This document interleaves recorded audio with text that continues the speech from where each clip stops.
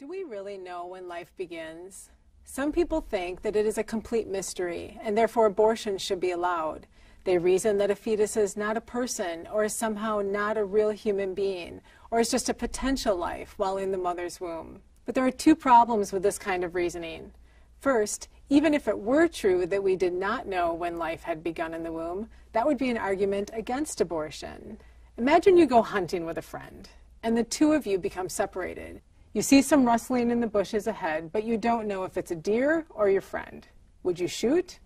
That would be criminally reckless if you did, because there's a chance that behind that bush is a human life.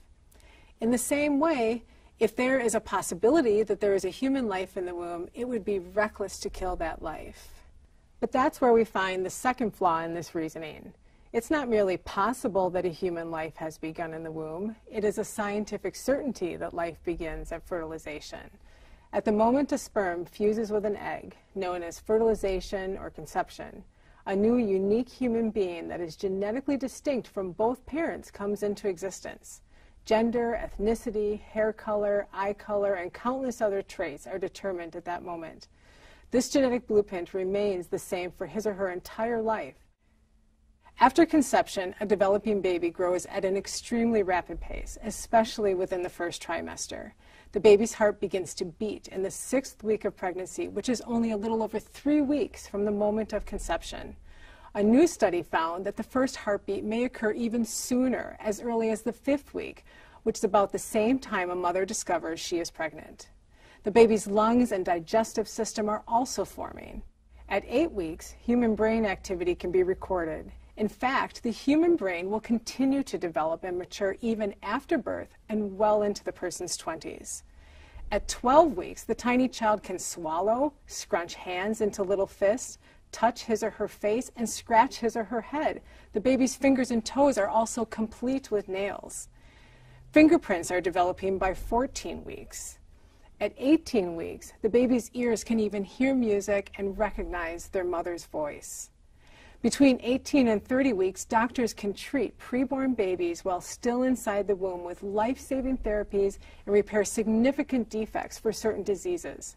And at 22 weeks, or even sooner, it is possible for babies to be born and survive outside the womb. It is also a fact that preborn children exhibit behaviors that we do on a daily basis. They smile, feel pain, cough, yawn, hiccup, respond to sound and light, sleep, and possibly even dream. Some researchers have even shown that babies may cry while in the womb. So referring to the preborn child as a zygote, blastocyst, embryo, or fetus at different stages of development does nothing to lessen his or her humanity. Those are just ways of referring to age, no different from the terms infant, toddler, adolescent, or adult. It is also false for some to call the preborn child a parasite or consider him or her as nothing more than a blob-like sea cucumber. First, parasites are different in species from their host, and if a fetus were a parasite, then the mother's immune system would attack it. Instead, the mother's body undergoes dramatic changes to specifically provide nourishment and nutrients to her child. Even pro-choice atheist philosopher Peter Singer admits that there is no doubt that from the first moments of its existence, an embryo conceived from human sperm and egg is a human being.